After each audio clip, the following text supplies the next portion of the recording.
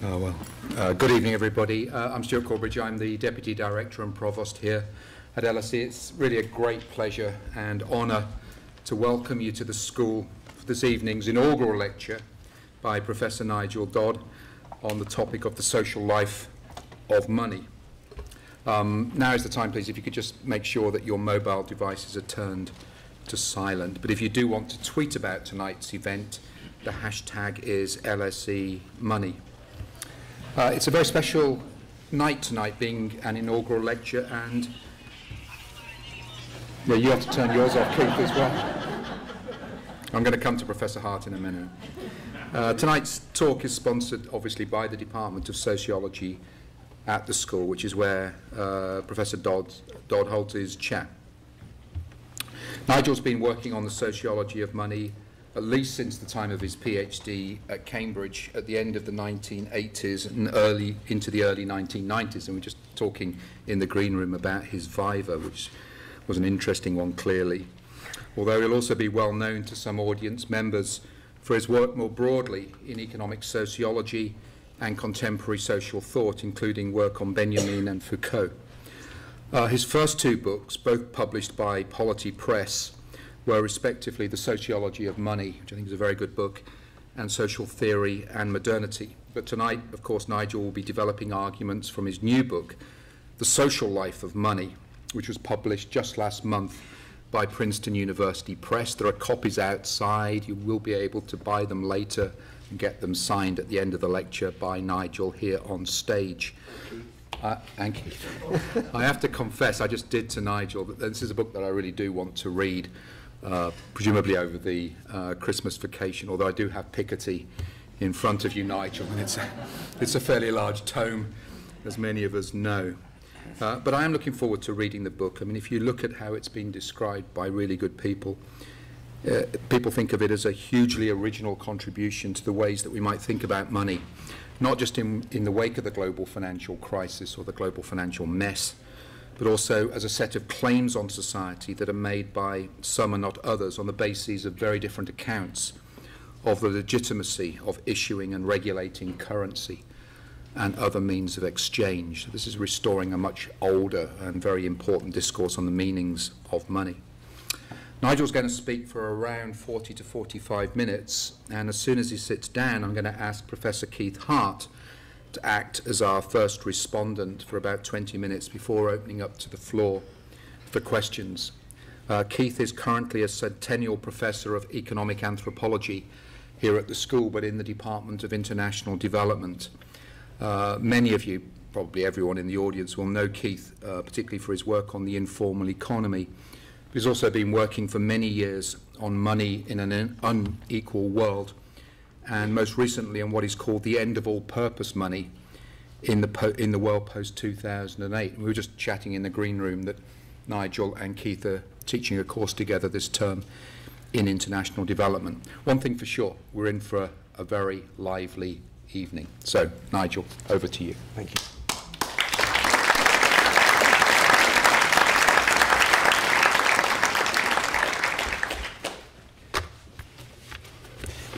Thank you, Stuart. I think you can hear me, so I'm going to try. It works. Good. Right. Okay. I'm ready. Thank you, everybody, for coming. I feel humble before you, so I'll just get going and see how we get on.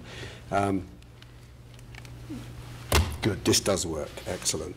Okay. When I was a student, I had a summer job as a guard in the back of a Securicor lorry.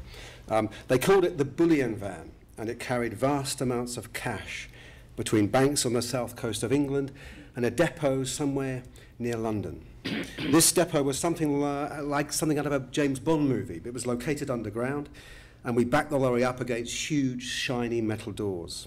As the doors opened, a group of people in white boiler suits would emerge, and we'd go through the complicated procedure of opening the back of the bullion van, which involved 2 airlocks and a great deal of patience. Once everything was open, they would load our bags of cash onto a trolley and disappear into what looked like a labyrinth of safe deposit stores. My job that summer was to sit in the back of this van for around 12 hours each day, guarding a growing pile of cash. They even gave me a big stick, just in case someone managed to get in, although for the life of me, I couldn't work out how. There were no proper windows, no mobile phones, and no Kindles, and I was trying to give up smoking at the time. All I could do on those long journeys back to London was stare at bags of money.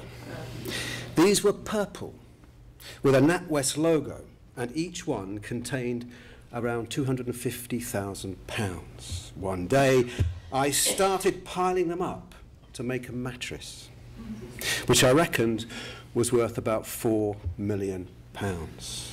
From now on, every afternoon, I would lay down on my cash mattress and sleep. I sometimes wonder whether this was when my interest in the social life of money began.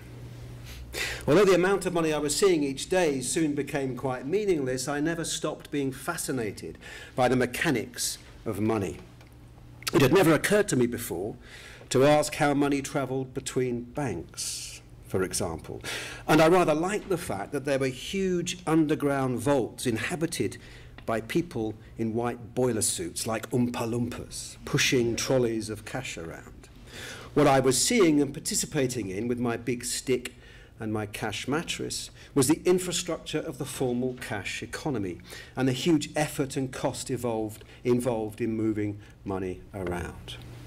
That vault probably still operates, but its importance relative to all of the money that moves around the country today has surely been reduced. Cash is still used in Britain today, although in less than 3% of transactions, and much of the cash that moves around consists of very large denominations, which suggests that fewer and fewer people are using cash on an everyday basis. Today's monetary infrastructure consists of the terminals, wires, and data banks that keep digital money on the move.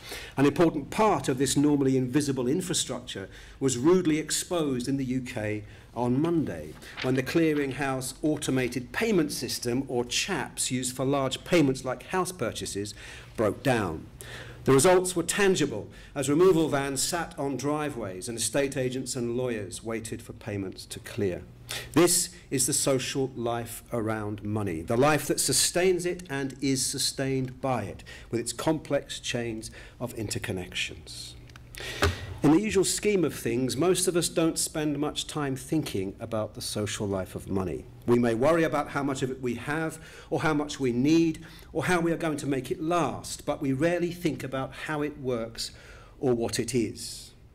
If we do so, as many people did on Monday, it is usually a sign that something has gone wrong. We're used to thinking that money is an impersonal, objective thing. What did you learn about money at school? Were you taught how banking works? Were you given lessons in the theory of value alongside history, physics, and biology? I'm not talking about financial literacy here, but deeper questions about something all of us use all of the time, but barely understand. Surely questions about the nature of money are fundamental to any form of inquiry into how the world works. In the UK, for example, most children in state schools spend a term, aged around 9 or 10, studying The Wizard of Oz. It's a great story, but they're rarely, if ever, told that Frank Baum conceived it as an allegory of money. And they're never encouraged to ask what those yellow bricks might be on the road that Dorothy has to follow, or why only silver shoes will take her home. Money seems to be invisible in that story, even though it can be found everywhere you look, just as it is hidden from questioning in our daily lives. But in recent years, it has become more and more difficult to keep the social life of money a secret. A number of things have happened to change this. One, quite obviously, is the financial crisis. In its aftermath, things happened whose mechanics we were not invited to question too closely. Quantitative easing wasn't explained very clearly, for example, although there were leaflets and infographics available for anyone who asked. But this wasn't really the point. What the crisis did was begin to focus attention on big questions about monetary governance, about who has the right to create money, where its value comes from, and how exactly debt works when it became clear that the world, or at least the banks, seemed to owe itself more money than it had ever produced.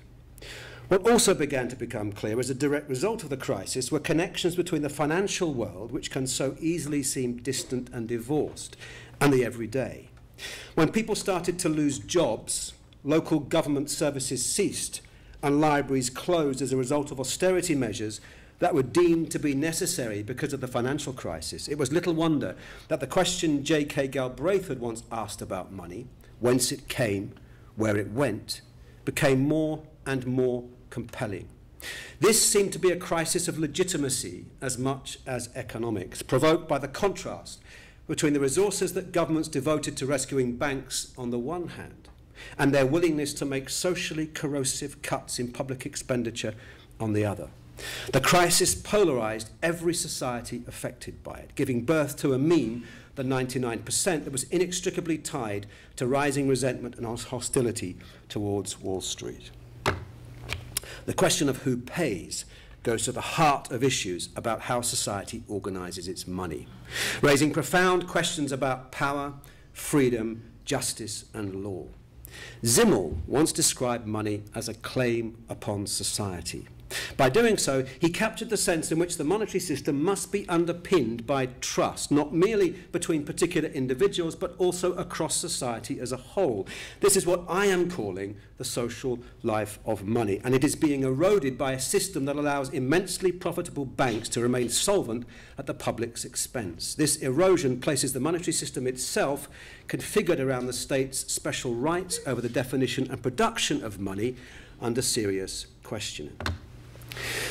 The crisis exposed the social life of money in other ways too. Look carefully at this picture. What started out as a banking crisis mutated into a sovereign debt crisis in the Eurozone. In Greece, one of the peripheral countries worst hit by rising debt, people started withdrawing euros from banks and hiding them in freezers and vacuum cleaners because they feared that the country would withdraw from the Eurozone and convert their bank balances into a new currency that would be worth less. Banks suddenly became the least secure places to keep your money as people found ingenious ways of concealing their cash. As a result, domestic burglaries shot up as thieves looked for the proverbial cash under the mattress. What it meant, not only for money to have value, but for people to have money, was being placed in question. Attitudes towards money preceding long cyclical swings, Galbraith once said. When it is good, they think of other things. When it is bad, they think of little else.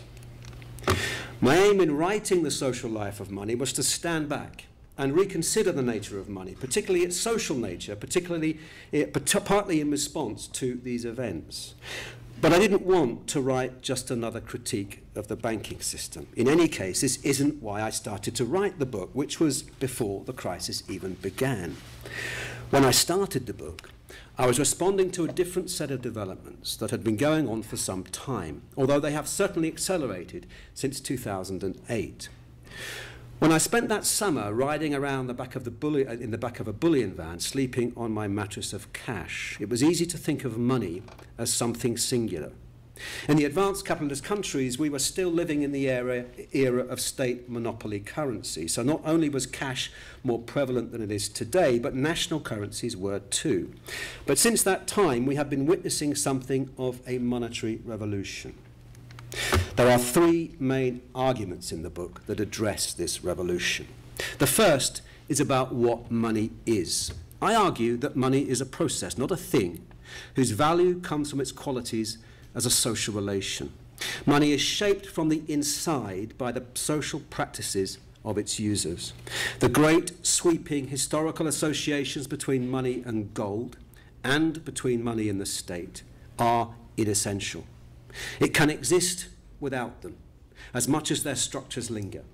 Money is not necessarily a creature of the state, nor must it be a form of credit that is created by banks. Culture, moreover, is not exogenous to money. We have access to a diverse range of monetary definitions, and we should embrace that diversity. The second argument is about the relationship between money and society. Here I take Zimmel's great description of money as a claim upon society but give it an important twist. When Zimmel described money in this way, he used his own very specific notion of society. This term doesn't mean nation-state in his work, but rather a process which he called sociation. By exploring the social life of money, I'm drawing attention to the sense in which money's value, indeed its very existence, rests on social relations between its users that are fluid and dynamic, just as Zimmel would have described. My third argument is about what money should be. As I just said, the era in which money was defined by the state is coming to an end.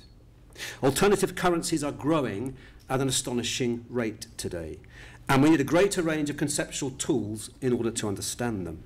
We also need to understand, and the book argues very strongly for this, that there are myriad ways of organizing our money, not just one correct way. Money can be organized differently by small groups and communities, nations or groups of nations, private organizations, and so on, according to what it is needed for. Some forms of money are designed to counter forms of social, financial exclusion, while others are designed to bring communities together or to bypass the constraints associated with major institutions, such as banks and states. There isn't one money that can do all of these things. In the future, we will become more and more used to interacting with a variety of different monies. At the same time, it is important to understand that monetary pluralism isn't exactly new. Prior to the modern era, before the late 19th century and even later, it was common for people to encounter many different forms of money and to have to navigate the relationship between them in their everyday lives. Moreover, in many countries outside of the global north, monetary multiplicity is simply a fact of life. If anything, then, what we are seeing is simply a return to the past. Even so, the changes we are witnessing now are potentially quite radical, not least because of the technology they involve, Bitcoin being just one example. When I sat down to write The Social Life of Money, I hoped to get to grips with these developments and perhaps more importantly for me, their intellectual corollary. Just as we were witnessing a proliferation of monetary forms, so I could see a vast and varied literature growing right across the social sciences that was investigating the nature of money. Since I'd started working in the field in the early 1990s, there had been a tremendous explosion of interest in money as a social, political, and cultural, not just economic phenomenon. There are some fantastic scholars working on money, and I hope that my book reflects the energy of an ever-changing field. At the same time, however, I also sensed that there were too many scholars who were simply not engaging with each other, but limiting their engagements to their own niche within the field. I even found that there were disagreements about terminology. For example, what some scholars claimed was money, others said was merely currency, and sorting out a way through this conceptual thicket wasn't easy. So I wanted to write a book that brought the field together into a more coherent shape, not by synthesizing everything into a general theory, but by providing a framework in which different approaches can speak to each other, and their relative insights brought to bear on important questions. But it wasn't enough simply to review the specialist academic literature on money. I spend an awful lot of time reading and teaching social theory, so I'm aware that there are some great thinkers who have said fascinating things about money, but are rarely cited in the field. So I wanted to talk about these people too, thinkers such as Bataille, Baudrillard, Benjamin, Brown, Deleuze, Derrida, de Saussure, and Nietzsche, just to name a few. None of these is a monetary theorist, of course. You'd be hard pushed to take a Nietzschean line on the future of the US dollar, and you won't find much Derrida in the Financial Times. When I searched the FT for Deleuze yesterday, it came back with the search query, "Did you mean deluxe?" Yes, I suppose I must have done. But these thinkers have made some imaginative contributions to our conception of the nature and significance of money. To cite just one example of how such thinkers appear in the book, Walter Benjamin said some remarkable things about the symbolism of banknotes, and he wrote about the relationship between debt and guilt beautifully, which I explore at some length. As for Deleuze, or deluxe, we should call him, the distinction he and Guattari drew between payment money and finance money is in fact quite interesting in the context of the Eurozone crisis. So throughout the book, I've tried to get these thinkers into a dialogue with the monetary specialists with some interesting results. The biggest challenge I faced when writing the book was to control all of this material. The categories I eventually came up with are, in my view, one of the best aspects of the book. The material is organised through 8 interconnected chapters dealing with origins, capital, debt, guilt, waste, territory, culture, and utopia. Having a strong theme for each chapter provides a great focus and acts as a sorting device. To take just one example, the guilt theme allowed me to bring together Nietzsche with 2 of my favourite writers, Walter Benjamin and Norman Brown. Brown explores psychoanalytical associations between money and excrement. I promised that I wouldn't swear today, and connects them to a broader analysis of the role of debt in advanced capitalism. Guilt ties it all together and enables us to make connections with a fragment written by Walter Benjamin called Capitalism as Religion from 1921, in which the debt economy, he argues, rests on a Christian moral economy of guilt. It was Nietzsche who noticed that the German word for debt, Schuld, also means guilt. Someone wrote to Paul Krugman about this double meaning, wasn't me, who responded, "Now it all makes sense." I mention this for 2 reasons. First, to show that these connections between debt and guilt are emerging from time to time in mainstream debates. The FT and The Economist have also carried articles about the relationship. Second, by the same token, I want to suggest that Krugman's observation would have been even better and much richer if he'd read Norman Brown. My other favourite challenging chapter of the book is the one on waste, where I bring in ideas from Bataille, Baudrillard and Derrida. Here I explore what the theory of money might look like if we started not from the orthodox economics perspective that the economy deals fundamentally with the problem of scarcity, but from a different perspective, which is that our core economic problem is what to do with surplus. Bataille called this the theory of general economy. What would the theory of money look like if activities we usually think of as irrational or crazy, wasting it, burning it, gambling it and so forth, were pushed to the very heart of economic analysis? How would debates about the Eurozone, for example, play out if the problem we started with was framed as a problem of surplus, not a problem of scarcity?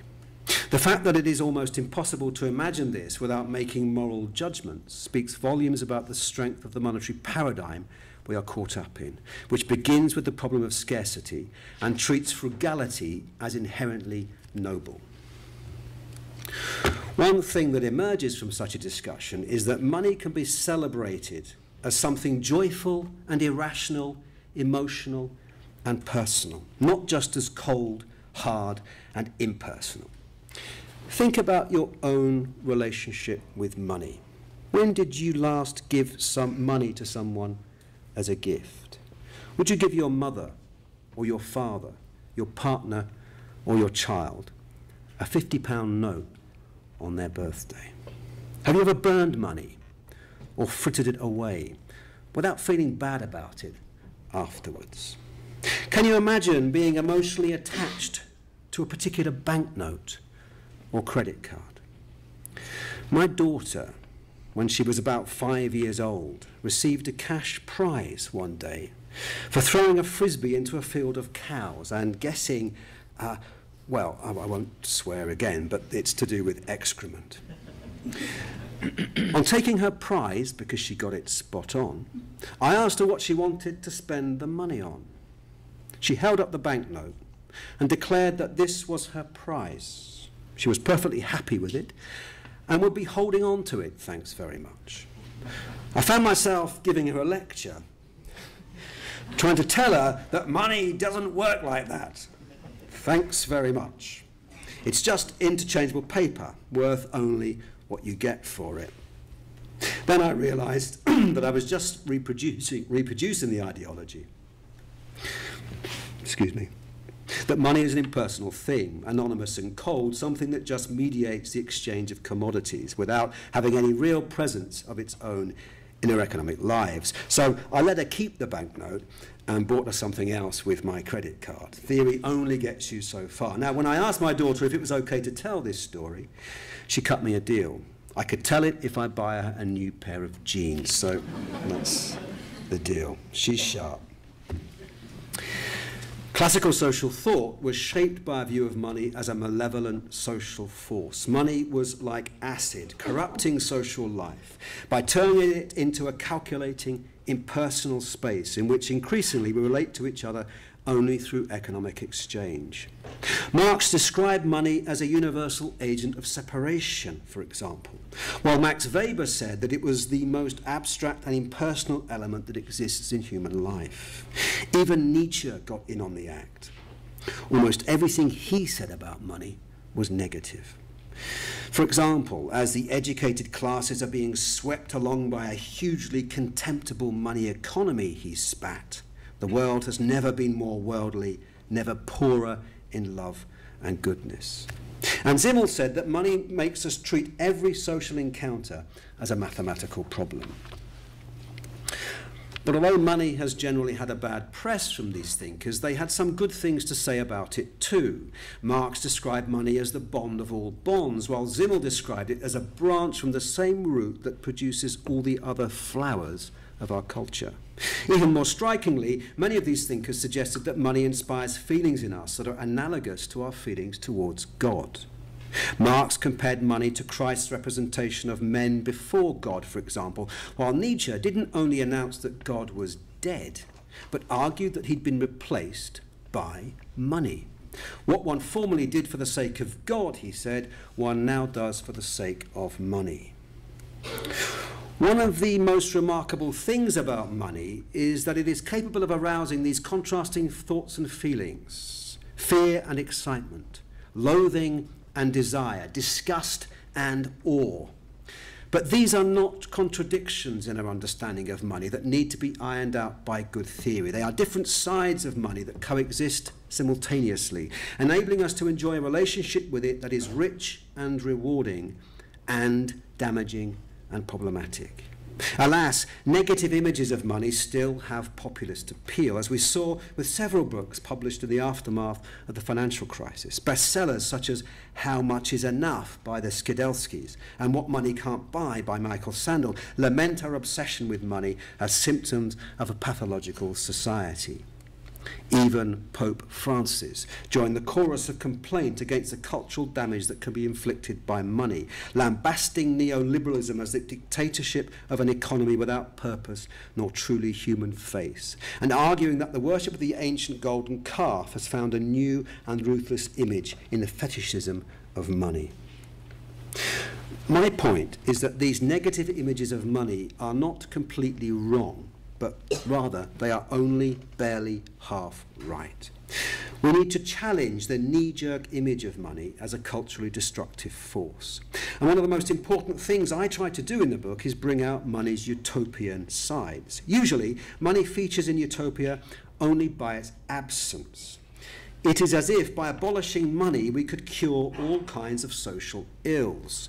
Thomas More thought that by getting rid of money we could bring an end to fraud, theft, burglary, brawls, riots, disputes, rebellion, murder, treason, and black magic. Plato compared money and usury to the raising of sordid beasts, while Proudhon thought that money should be gotten rid of because, like property, it was a form of theft. One might therefore imagine that utopianism isn't a very promising theme to pursue in a book about money, but on the contrary, there is a rich tradition of utopianism that is connected to money. What I'm referring to here are various schemes that connect monetary reform to social reform. Some critics think that is just naive. For example, John Kay wrote in the FT right here that monetary reformers are just cranks who think that by redesigning money you can transform the world. I don't think this criticism is fair because it preempts what should be a healthy conversation about how best to organise money in the future. I discuss a variety of utopian monies in the book. Each involves a distinct combination of aims and ideals. For example, John Ruskin's ideal of labour money, like the more recent time dollar, seeks to redesign money so as to ensure a just wage, according to a principle he refers to as giving time for time. Silvio Gesell, on the other hand, was concerned with ensuring that money isn't hoarded, so he argued that it should be designed to rot like potatoes or rust like iron. Proudhon sought to make credit more widely available with his Bank of the People, while more recently the late Richard Doothwaite has proposed a form of ecological money in which currencies are backed by units of energy that are used to purchase emission rights. Utopianism is influencing the design of payment systems too, as we find creative and very practical ways of challenging the notion that money is an impersonal tool of payment that divides more than it unites those who use it. One of my personal favourites is the idea of hug and pay, as thought up by the artist Heidi Hinder. When you want to make a financial transaction, she says, you have to hug the cashier, which then triggers your payment. It is like a more physical manifestation of touching your Oyster card on the reader. I'm a little nervous about this, but we'll go with the flow for now. We've also looked into a handshake or a high five, or maybe a tap dance, a physical play on tap and pay. One can only speculate where such ideas might lead. Bitcoin is the most prominent example of an alternative currency, the wunderkind of the world's fast-changing monetary landscape. For its principal designer, the goal of the new currency was to establish a form of money in which there was no need for trust. Politically, Bitcoin resonates with the post-2008 Occupy movement, not just because it challenges the role of banks in creating money, but also due to its horizontalism. Like Twitter, Bitcoin epitomizes a brave new world of the network, governed not by central sources of authority, but by the wisdom of crowds. Perhaps the ultimate financial expression of such wisdom would be P2P lending, while the fast-growing sharing economy, couch surfing, for example, has taken the principle into the consumer world. Bitcoin belongs to this world, the only caveat being that it automates the crowd. But there are some curiosities in the image of money behind Bitcoin. Although it is a virtual currency, the philosophy behind it implies that we must think of money as a thing, an asset, whose value must be zealously protected over time. The language associated with Bitcoin, all that talk of mining and rigs, is metalist. Bitcoin is designed to behave like gold, only better, because its supply is absolutely fixed. The network is programmed to ensure that the total number of bitcoins in existence will never exceed 21 million. For these two reasons, the absence of trust and the view of money as a thing, Bitcoin relies on an old-fashioned, even reactionary image of money. The argument for Bitcoin's horizontalism is undermined by the way the system incentivizes the most powerful producers of the currency to become even more powerful. It is mathematically possible for one miner with enormous processing power to monopolize the creation of new coins. If this were to happen, Bitcoin would resemble the most hierarchical monetary system imaginable. And although the technology underpinning Bitcoin has a decentralized logic, its operational management and governance are only accessible to a small number of skilled programmers. Bitcoin therefore represents something of a paradox.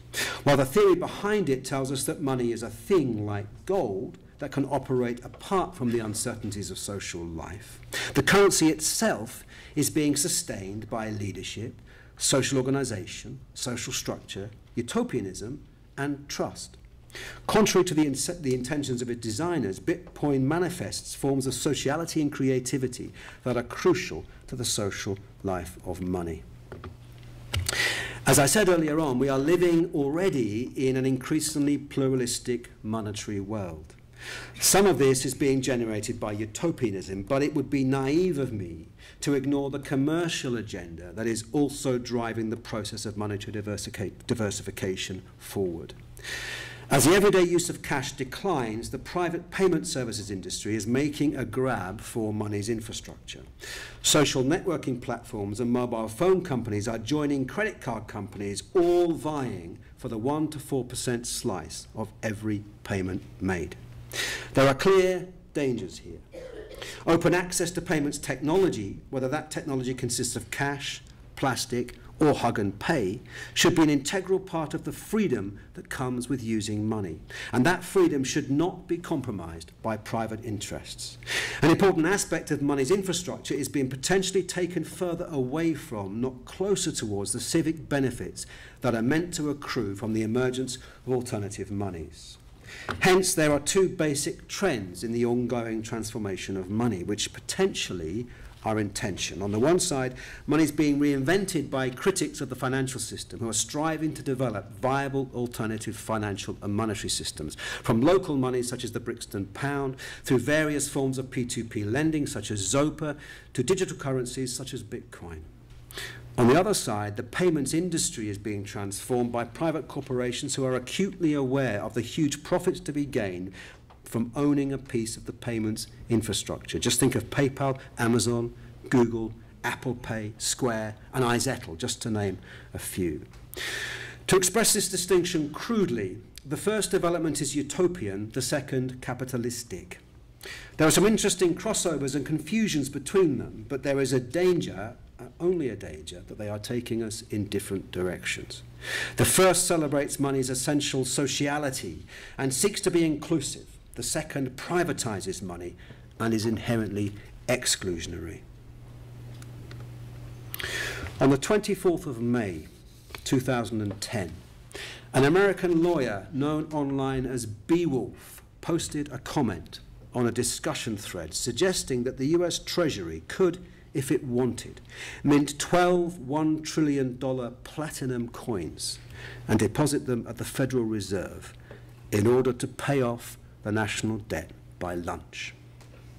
It was able to do this, he claimed, and he was right, because of a legal anomaly that gives the Secretary of Treasury power to fix the denomination on a platinum coin, no other metal, at any level he chooses. Less than 3 years later, Beowulf's idea of the $1 trillion platinum coin took on emblematic significance. Its use was widely discussed, even at the White House, as a means of evading political efforts to impose a ceiling on US public debt. A Twitter campaign to promote the idea, #MintTheCoin, became a matter of passionate public debate and generated fierce doctrinal disputes between monetary experts about its plausibility and potential impact on inflation. Many dismissed the idea as juvenile and batty. Some saw the coin as a last-ditch means of avoiding America's fiscal cliff, while others read in the coin a Baudrillard-style subversion of monetary realism. Beowulf himself said that the idea began as a silly question and a deliberate absurdity. There's really no reason for $1 trillion coin, he said. It's kind of sad that it's gone this far. Was #MintTheCoin utopian? Well, perhaps it was, but surely it was no less utopian than to believe that America's $16 trillion debt would eventually be repaid, just as if it were a personal bank loan or a credit card bill. Though our national monetary systems were once captive to this premise, it is becoming increasingly difficult for governments and banks to sustain the illusion that money is a thing, an entity that can be acquired, accumulated, stored up, and ergo something that a country simply runs out of. A monetary crisis will always expose the social life of money, that is to say, the complex and dynamic configuration of social, economic, and political relations on which money depends.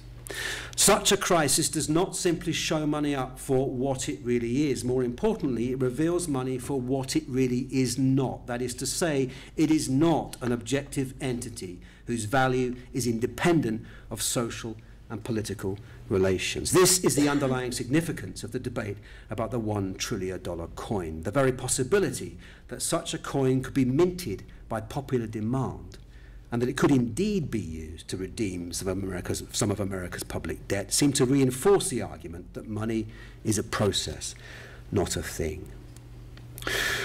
When Nietzsche said that money had replaced God, he was referring to all that ever has been or ever could be subsumed in the name of God. All that remained, he said, was the contemptible money economy. This would be home to the banker, who was unable or unwilling to tell the difference between financial obligation and moral guilt. But as I hope I've shown here today, there is considerable life in the notion that money can be reclaimed from the grip of the banking system. This placard from an Occupy demonstration in Paternoster Square, "We are the true currency," conveys the inspiring utopian message on which I would like to end. Money should be an embodiment of our common humanity. Thank you.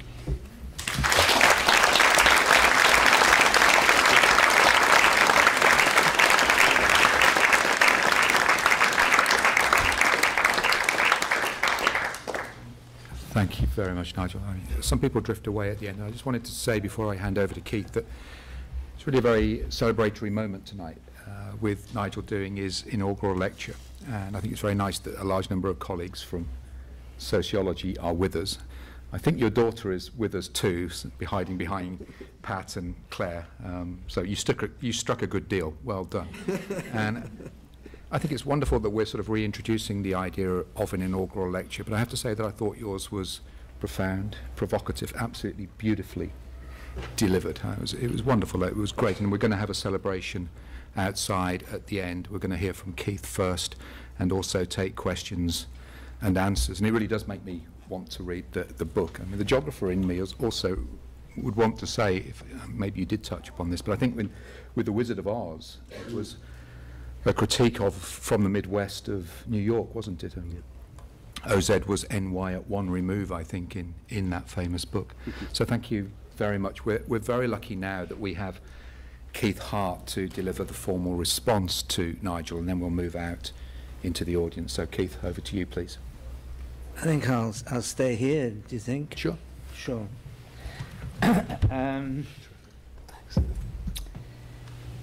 Well, this book, when I read it first, which was as a reviewer for the publisher, it was just a joy to read. I mean, I never read a book about money that has so much diversity and vitality in it. I mean, the first thing that struck me was that a book about money is often about money as capital, money as currency, money as debt, but as Nigel has pointed out, I mean, he has chapters on guilt and waste, and some really quite unusual people like Norman Brown, as he is very proud to remind us. So the main point about this book is it isn't a textbook. It's a book that is looking at money from so many points of view that it essentially speaks to a project that we should go from knowing next to nothing about money to knowing everything that can be known about it. I mean, it's a kind of encyclopedia of erudition. I can't summarize it, especially not after that lecture. I can tell you the bits that I like. I like the bits where he says, my work is very good. Which is why we teach together. We like each other. No, it is, I mean, it is written. It's a work of great literary artifice. And, you know, as Nigel just said, he's trying to put together things that are normally not put together. And the way you would read it, by the way, over the Christmas, you know, it is the thing you just kind of dip into and read a couple of pages and savor them. It doesn't add up to a coherent approach to money. Quite the opposite. It undermines every part of it that makes you feel that you're beginning to get the point, is then undermined by the next part that gives you another point. And that, you know, that may be a drawback to the book, but coming to it as I did, having immersed myself in this literature for so long, I simply say, I mean, I've never ever seen a book like it about money. And that's what I said in my report, so they published it. In fact, I was very pleased to see that they had a little kind of ad in the London Review of Books, and they used my quote to illustrate the saleability of the book. So I made it onto the pages of the London Review of Books. Now, I just want to talk more about the context of this book, because Nigel's book is not alone. It may be the best that I've seen so far, but there is an outpouring of books about money. I mean, they're coming out at a tremendous rate. I mean, the fact that Piketty's monstrous book is at least acknowledged by many people, even if they don't read it.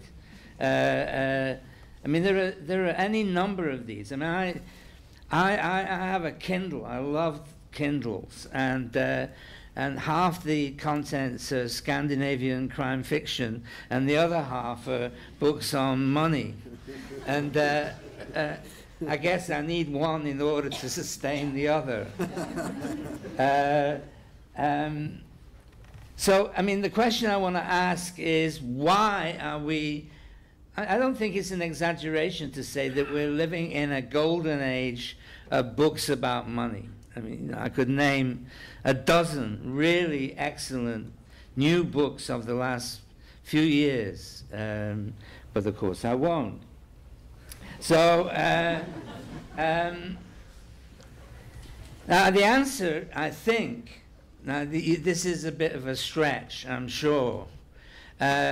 I think we're coming to the end of a phase in the history of money. And that people know fundamentally, even if most of us are trained not to think about money except in the most idiotic and superficial way, we all have this, we have some knowledge that the system of money has gone wrong. And it's not just a moment in the cycle of credit and debt, or even, you know, banks fiddling Libor and all that kind of thing. I believe it is the case that we're coming to the end of modern money. And this is a process that was initiated 40 or more years ago when the American dollar was taken off gold by Nixon. So it's not something that's happening recently or that was initiated by the collapse of Lehman Brothers. So what is it that's ending? My argument is that the system of money that we have lived by, especially in the 20th century, almost universally, is now all washed up. And I call that system of money national capitalism.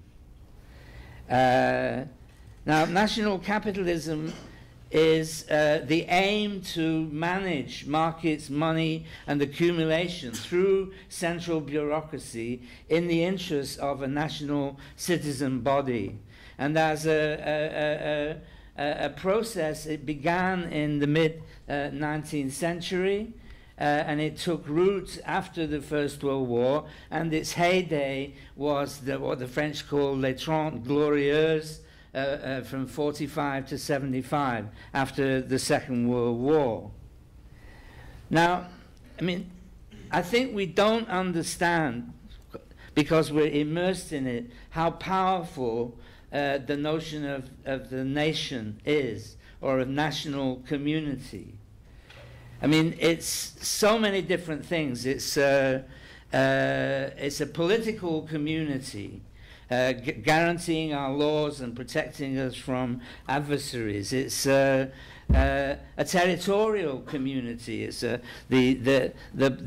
area of land and sea that defines the place. It's a community of interest. Citizens are expected to have a common interest in trade and war and in other things. It's also a virtual community, or an imagined community, the idea of the national body as a cultural construction of some power and durability. And finally, and most important, it's a monetary community. Since the middle of the 19th century, national capitalism has been organized through central banks managing legal tender through a national monopoly currency.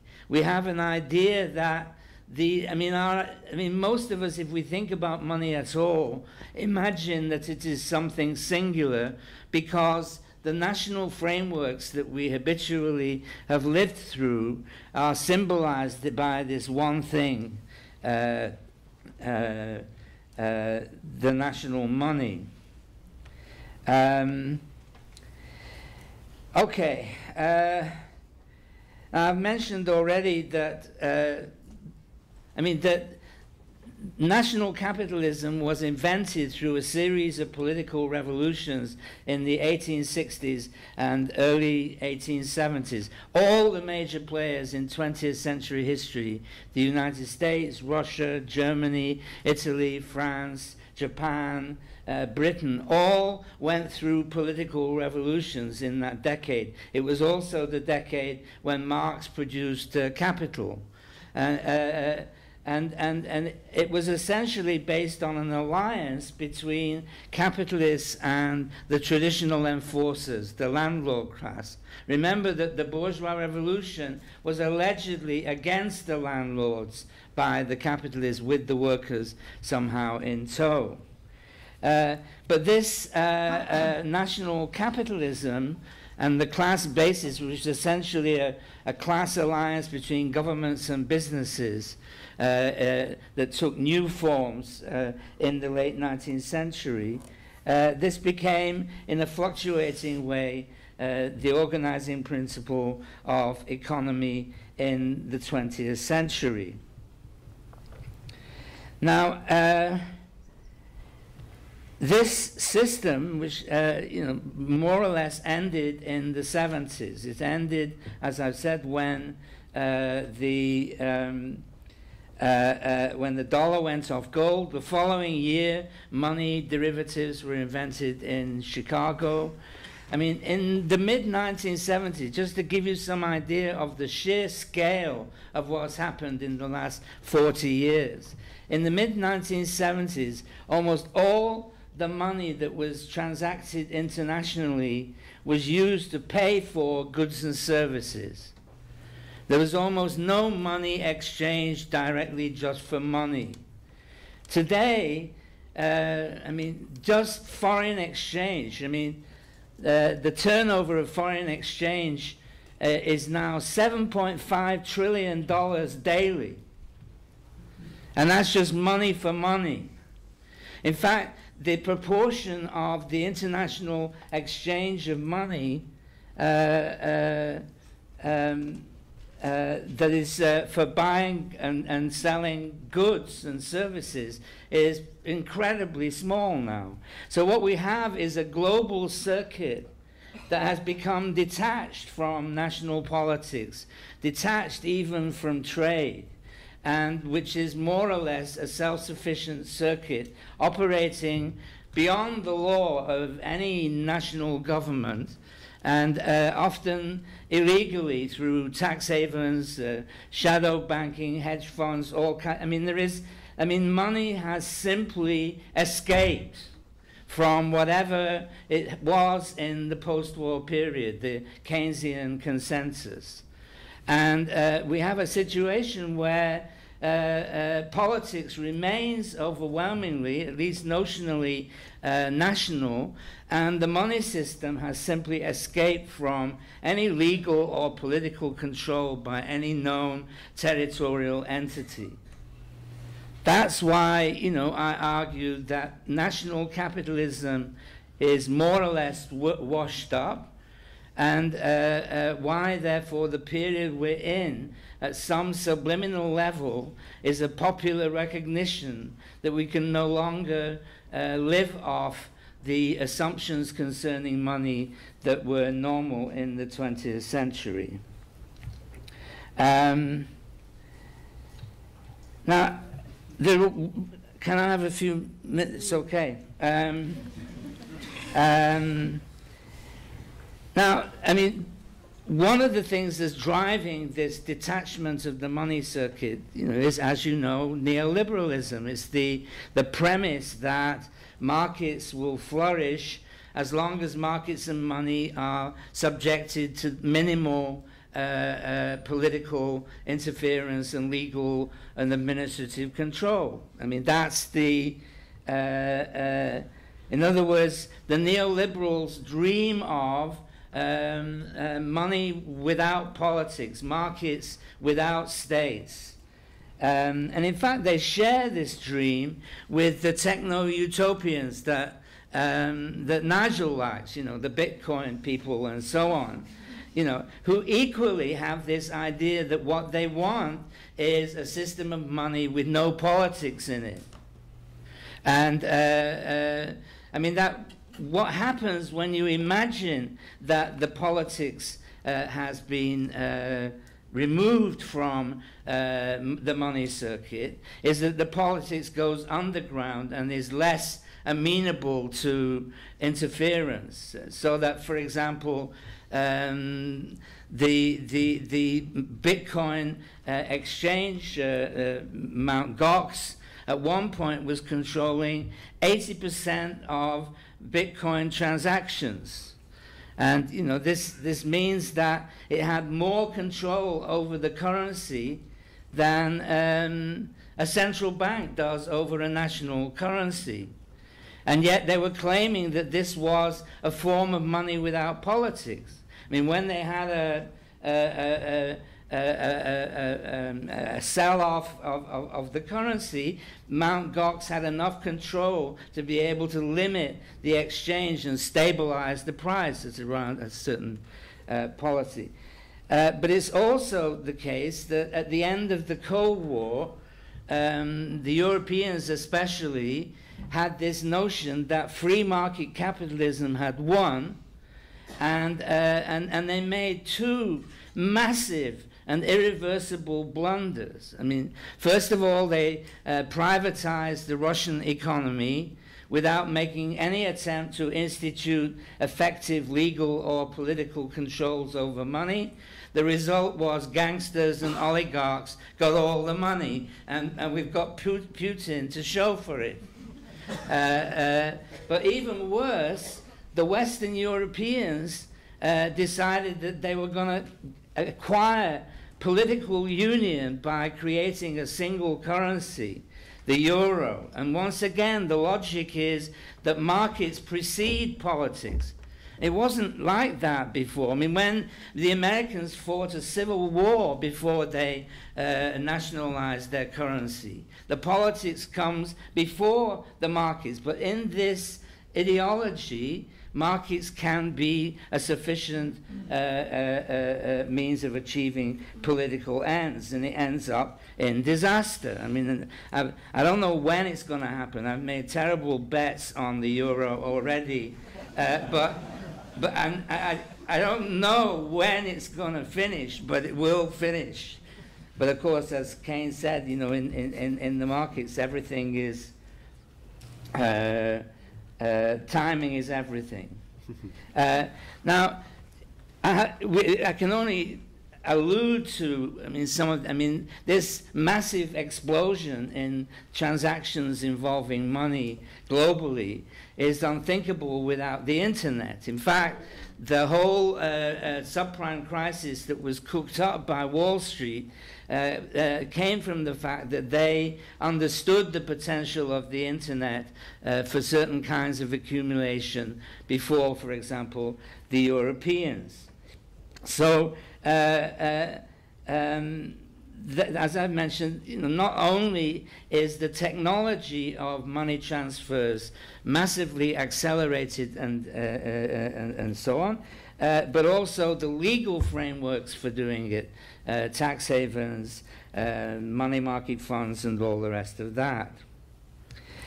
So, to conclude, this is, well, I can't deliver in a short speech enough to convince you if you don't like what I'm saying already. But I'm claiming that we are living through a turning point in the history of money. And this is something, the seeds of which were sown in the early 70s. They may have been exaggerated by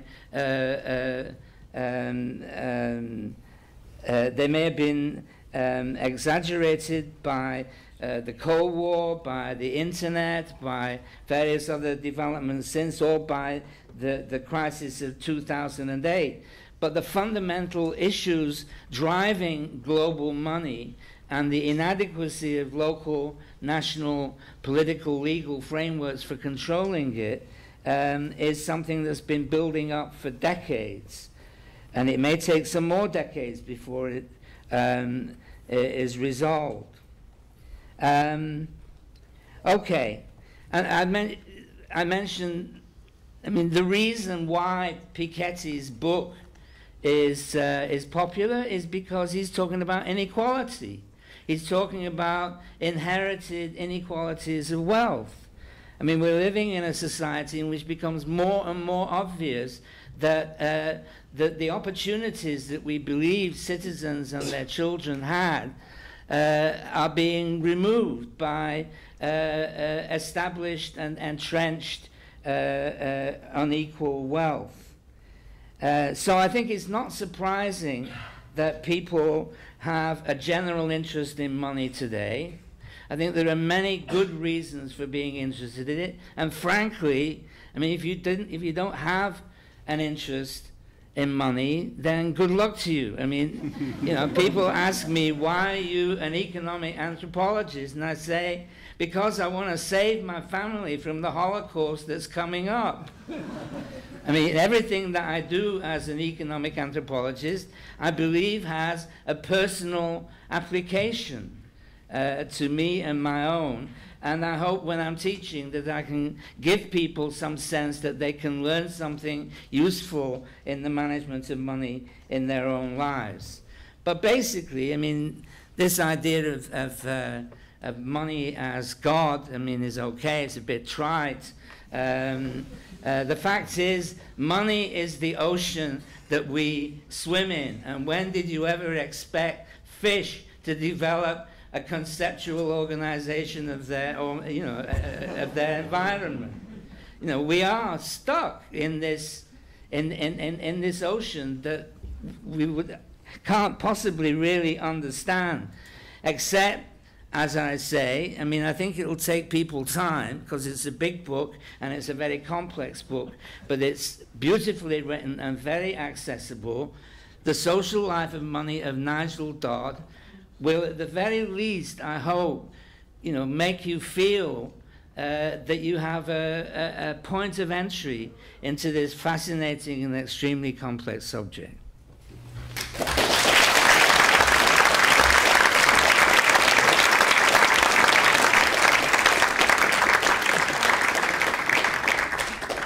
Thanks, Keith. There's a lot there as well. We've got about 20 minutes for questions, and I think mainly aimed at Nigel, but I think Keith will also answer. You're first up, sir. The microphone will come to you. If you could just say who you are and ask your question. Hi, my name's James Irving. I have a question about, and I appreciate that when people describe something as utopian, they often mean it's utopian in aims or utopian in precepts as opposed to utopian in practical result. But I just thought it's interesting to pick up the question of Bitcoin. I think on your graph there, you had 25% of Bitcoins in the world, or they're about a quarter, are controlled by 47 people. If one were to adopt Bitcoin, that would be, in effect, a massive transfer of wealth to a small faceless group of people, probably cryptographers, and who, you know, we wish them all the success in the world. But that doesn't strike me as utopian either in aims or in result. I'd be interested to have your thoughts on that. Do you want one or two? I don't mind. There was someone right by you. Yeah. Hi, I'm Stuart Theobald. I'm a PhD student in the philosophy department. I'm really interested in your idea of money as a process, and I wonder what it's a process of. And let me suggest maybe that it's a process of shifting obligations, and that what we normally think of as money, as physical stuff or bank records, is a representation of those obligations. It's a record more than money itself.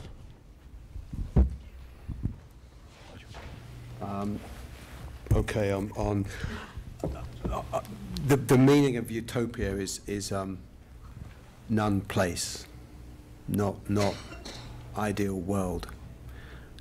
So I think it's important when we think of Bitcoin as a utopia, or anything as a utopia, it's not meant as necessarily a good place. So that's the first point to make. I don't know where Keith picked up that I'm a fan of Bitcoin. I thought it's fairly clear from what I said that I think the ideology underneath Bitcoin is a pile of excrement, to borrow Norman Brown's expression.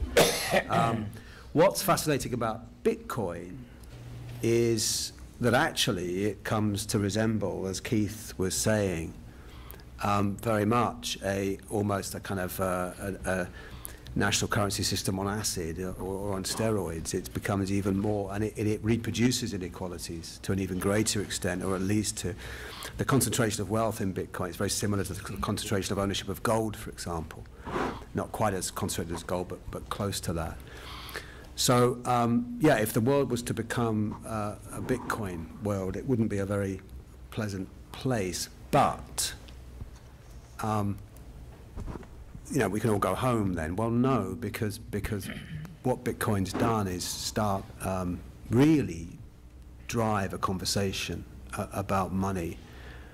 That Keith is a you know, money obsessive, and he'll be saying these things and has been saying these things since he was, you know, small, and me too. And I like money fetishists, and I get on with them. But you know, for a long time it was kind of lonely. And when I first started working on money, there were just sort of, I remember meeting Viviana Zelitzer in Amalfi, and we were kind of like, oh, you know, you too, you know, we're a couple of alcoholics, you know.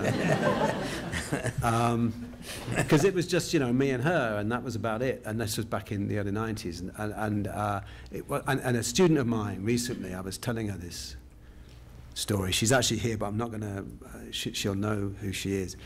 And I told her this, you know, story about my career, and said, you know, I've always been working on money, and I try and get away from money, and I get dragged back, and I just thought I was escaping, and then bloody Princeton got me, and they wanted a book. Although I love Princeton University Press, by the way. They're a fantastic publisher. And then she looked at me with sad eyes, and she said, yeah, but it's okay, money's cool now. I almost cried at that point. But Bitcoin's done that. I mean, Bitcoin's provoked that conversation about money. We had a thing in the department of sociology here in January, a kind of Bitcoin meeting, and it was a lunchtime meeting. And normally those things are attended by a couple of colleagues and a dog and a sandwich. And this was, you know, spilling out into the corridor, and people were coming in off the streets with mad staring eyes, you know, wanting to talk about Bitcoin. And so it has provoked a conversation. And what struck me is that that conversation is what sustains Bitcoin. It's not the technology. Keith's right. And so there is a kind of utopian aspect to it, but actually the people that are involved in it kind of don't kind of wake up to that. So it's a paradox that they're driven by the dream of a machine dream of a currency that's completely free of social life, and yet they are the social life that's sustaining that currency. So I love Bitcoin in that sense, but not as a kind of vision. And that takes me on to the other question, which is what sustains money as a process. And I think, yes, it's a set of obligations that are passed around, but I think it's an awful lot more than that, depending on the kind of money that you're talking about. But I think money is sustained by interest, by desire, as much as by mutual transactions. So, you know, by process, what I really mean is that money is underpinned by, you know, the social relationships that support it. And you know, Marx uses the term fetish to describe the way that we think about money as this object that's outside of us and has really, you know, connection with us. And that's a very powerfully damaging idea about money, because it just suggests to us that we have nothing to do with it.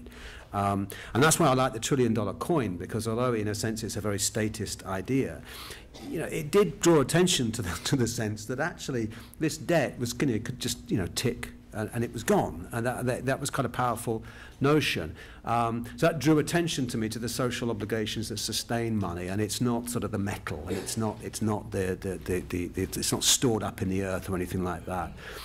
So that's what I mean by money as a process. Great. So we've had excrement, fetish, cool, acid, and from Keith, fish. We don't usually get this with Mervyn King when he talks about money. Let's go over here. Much more interesting. Hi, I'm Gaius Vincent. About the same phase in my life that you were sleeping on £4 million in hard currency, I was occasionally wearing about 200,000 in hard currency to smuggle it into, it was the before the wall came down, into Eastern Europe to the trade union movements there. And I liked to think I was smuggling in a bit of power to the disempowered, but it strikes me now perhaps I was smuggling in a load of excrement, which is a bit of a shame. Other people, of course, very different people, were smuggling in Bibles, which I dare say it's in your book, and I apologise if it is, but I think someone was pointing out to me that, talking about translations, and that in the Lord's Prayer, that a lot of people might know, yeah, the accurate translation is probably not forgive us our trespasses, but forgive us our debts. And that would be hugely different in meaning, going from a landlord phrase to a, what should we say, a sort of a counter-capitalist phrase. Where am I? Yes, a myth that I was often brought up with, told then at my quasi-religious primary school, I remember, was about some merchant ships and a queen, I think, and that one merchant was bringing in a lot of gold and one was bringing in a lot of corn, and the queen was pretty pissed off with the one with the corn who said it was so terribly important and it was all the gold, you know. And the moral is vaguely obvious that the corn's sort of useful if you're hungry and the gold's not. And I wonder, we seem to have reproduced exactly that, because just in my own, I'm so sorry to talk about myself, but not really, but in my own personal acquaintance, the poorest paid person in full-time work I know are farm workers who produce food, and the best paid person I know is a bloke called Roger, whose work involves the law, IT, and banking regulation, and he earns millions every year, and that seems an exact analogy with that. Just wondered about that. And just on Keith's point about the euro, yeah, Keynes did also say in the long run we're all dead, and if the euro lasts another 5 decades, I lose interest, you know. Thank you. One more? Yeah. Well, there's two guys there. See if I'm missing anybody. Go upstairs. Sorry, we'll take these two and then we'll come upstairs, yeah. Bruce, you go first. Yeah, Bruce Davis picked up on the peer-to-peer lending piece. It's related to the utopian point, that actually I might challenge the idea that peer-to-peer was a utopian idea that we wanted, but actually the opposite. That what we're trying to do is embed money into society rather than take it out. So I'm also not a fan of Bitcoin. I think it's a complete waste of time, and a distraction from the real politics of money. And I guess the question is really, why do you think it is that politicians always agree about money and not about anything else? So they don't talk about money. It's the thing that's not talked about ever. Is it because they don't understand it, or is it they don't want to admit that they don't know anything about it? Well, sorry, Dave Birch. Actually, just on Bruce's point, I note that it turns out we have a minister for the digital economy, which I didn't know until this morning. And in a very British way, it's the noted art historian Lord Vasey, who's first, of course you would pick someone like this to be the minister for the digital. And he says the government's keeping an open mind about Bitcoin, which proves conclusively that they don't understand it. So Bruce's point is accurate. My question actually is for Keith rather than Nigel. I mean, I don't want to embarrass Nigel any further by praising him about the book, but I think he won't mind me saying it owes a debt, as my work does, to Keith's book, which in its time was, you're being far too modest, Keith, because your book was equally a landmark in its time. And I'm curious about why the thinking about money hasn't evolved, because if you are, why the thinking about money hasn't evolved. It echoes Bruce's point. It seems to me that there are people who've begun to think seriously about the topic, and from my perspective, forced by the changes in technology that you alluded to, that forces us to think about it. And yet, at this kind of political level, the fundamentals of money are never questioned. That must change at some point, and I wonder what the triggers might be, or what future economists looking backwards will see as the weak signals for change around that. What's actually going to trigger some new thinking about money? I'll take those now. We need to do upstairs as well. So. Yeah. I'll very briefly on Bruce, the Zopa thing. I mean, I kind of agree. It's all I can answer to that. I don't have any. I don't see. The only thing is, I don't think that we should start getting tribal about these things, really.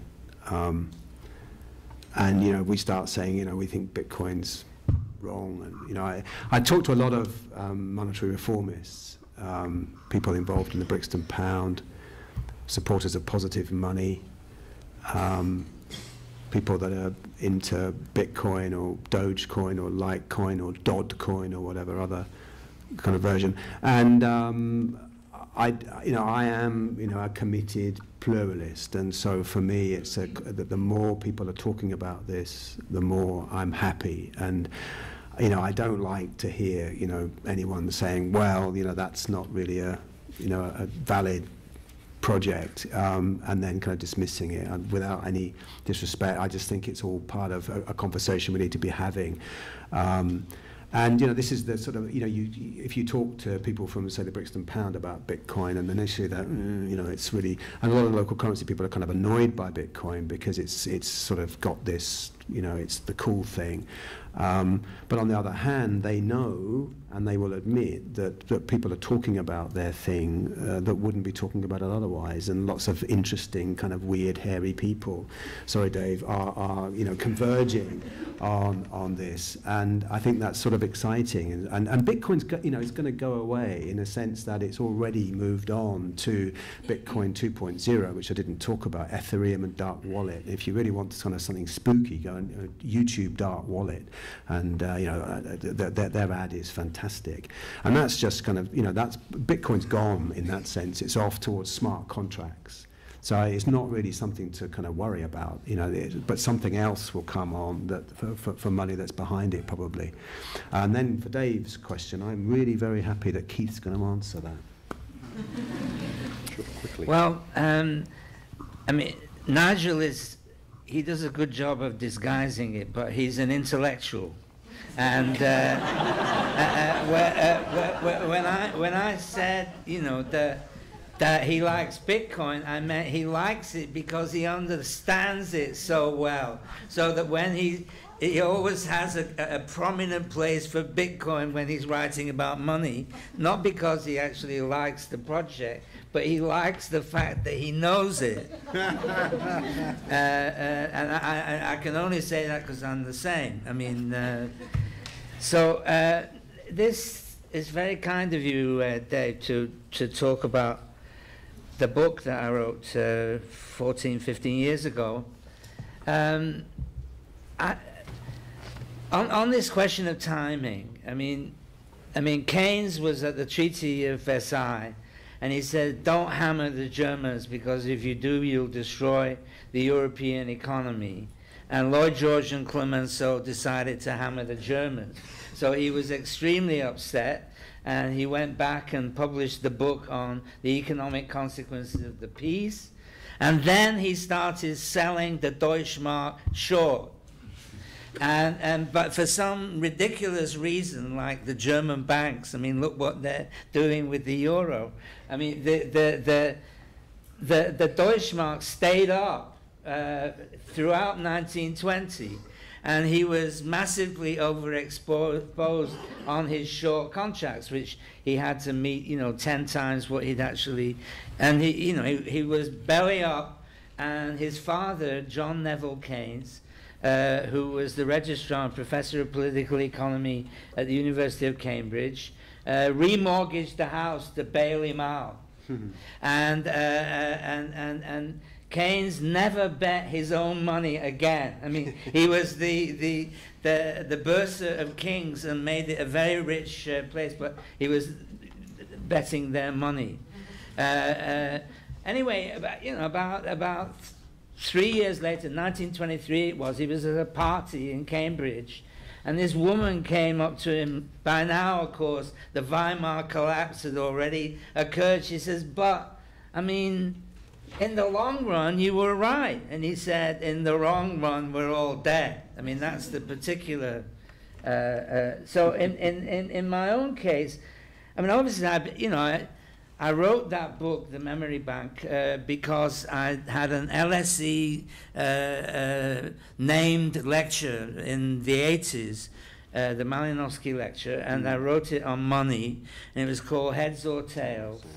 And I decided, I wanted to write a book, and what should it be? And I thought, well, I had a bit of success with that lecture, so why don't I dust off, my interest in money? But one of the things that, again, the timing of the reception of these things and whether there is an advance or not. I mean, at this moment, my 1986 lecture is more popular and widely known and cited than the book.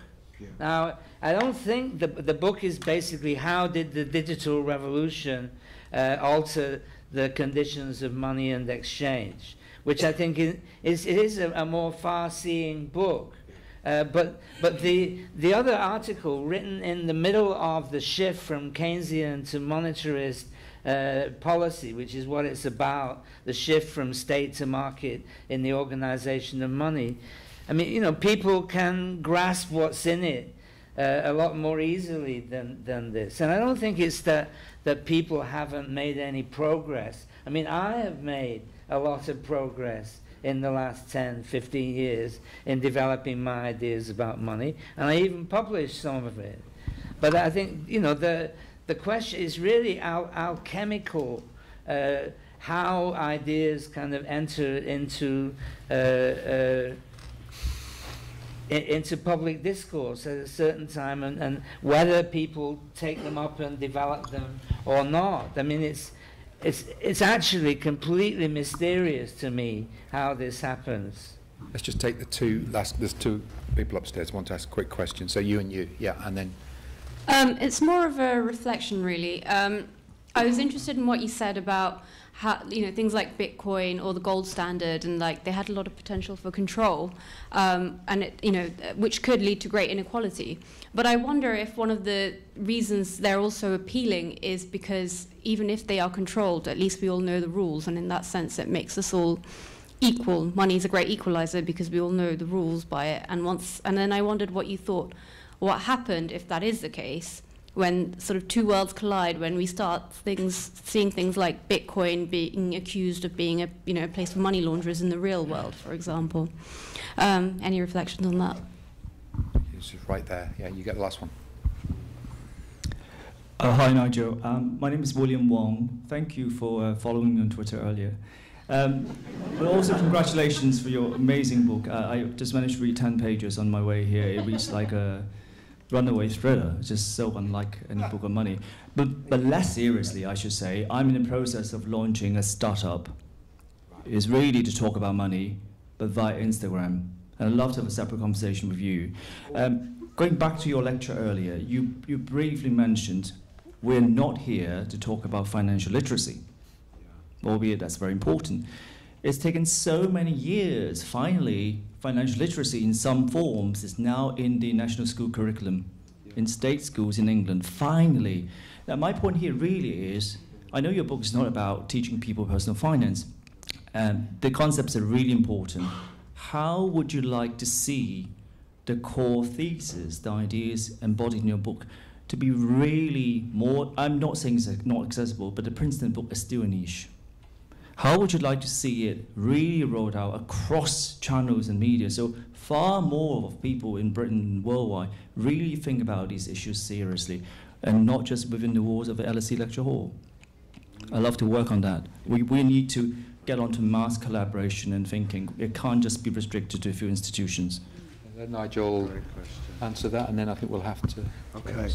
On the Bitcoin question and the rules, I don't think with Bitcoin we do all know the rules. That's the problem. We sort of think we do, and it's the more I learned about. I mean, I just thought I understood Bitcoin, but you start talking to geeks about it, and they kind of tell you all kinds of things that you didn't really understand, and so I don't think we do know the rules, but I completely agree with the spirit of your question. And as the world's colliding, I think that is interesting, because Bitcoin has been sort of scapegoated in this way, that it's just basically for money laundering and people to buy porn and drugs and so on, which I think is unfortunate. The thing that's interesting about Bitcoin, though, actually, that's not kind of covered, is that it kind of plays into a couple of interesting discourses. Post-2008 is obviously one, the idea of taking money away from states and away from banks, tick. Also actually plays into a kind of post-2001 discourse, which is taking finance, the state control of finance, and answering that and saying, okay, we're anonymous, you can't, although Bitcoin isn't as anonymous as one imagines. The discourse it doesn't go into, and I can't get Bitcoiners to really address this because they know they're wrong, is the ecological side. That a huge amount of energy, and if you project through to what's going to happen if this currency really carries on, it's really quite horrendous. So I think there are kind of interesting issues around that that aren't being investigated. But the spirit of your question, I'm completely with it. Financial literacy, it's interesting that after the crisis, at the FSA, Lord Turner did this report, and they came up with, I know what we'll do. We'll make sure that everyone's financially literate. They should start with the bankers, to be honest. So I thought that was, more excrement. Financial literacy is interesting because I know people that work on this. In Russia, for example, there's a colleague of mine, Olga Kutsina, and I've written some papers with her, and she does this. But she's paid by all kinds of large organisations to talk about financial literacy. Because why? Because the banking system in Russia is very underdeveloped, and they really want to. Russians are really bad savers, and they want to grab more Russians into the financial system. Financial literacy in schools. Well, I mean, we have I talked years ago about kind of fetal finance. We have this the financialisation of the baby in Britain when we issue with ISAs. You know, from the moment you're born, you're a financial subject. So I find financial literacy being taught in the schools potentially rather worrying, because it's dragging children into the kind of nexus of the banking system. And that's why I said we should be teaching them about money and the meaning of money and the value of money in a broader way, and financial literacy can then be something else. You know, financial literacy, you know, how to manage a bank account and all this sort of stuff. Yeah, great, perfect, but it's a very narrow, technical, and very useful as far as the banks are concerned, kind of knowledge. So this is why I'd like to see, you know, kids at school taught in a much more kind of adventurous way about the meanings of money, and which doesn't preclude financial literacy, but I think if it was just limited to that, I would find that kind of disturbing and really a victory for the financial system, not a victory for monetary scholarship or the broader public understanding of money. However, your point that we need to have this conversation outside of the LSE, I completely take. What I'm seeing is that that's exactly what is happening. I've spoken to more people beyond the academy this year, this last year or 2 years, about money, about the future of money. I've been invited to more events that are not academic conferences, and you know, phoned up by more journalists than ever before. And that's not because, you know, I'm becoming famous or anything. That's simply because more and more people are interested in the future of money, and they're not academics, they're not economists, they're not bankers, they're members of the public, and they're coming from all over the place, and that's what I think is exciting. But we need to talk. A very good note to end. And you mentioned Brand. I think it was Freud who first said that money is to adults what excrement is to children. Yes. And we've had, you know, a wonderful discussion tonight. I'd like to thank LSE Public Events, of course, both of you and all the audience for being here. Just before offering a formal vote of thanks, I think we're all invited to drinks in the atrium afterwards. Those of you that want to buy Nigel's book, and I think many of us will do, want to do this after tonight's lecture, they're outside. If you get them and then bring them back, then Nigel will sign them here. It's been a that's right, isn't it? Yeah. It's been a great evening. I think it's been wonderful, and thank you so much for doing this. It's been very nice as well for the Sociology Department.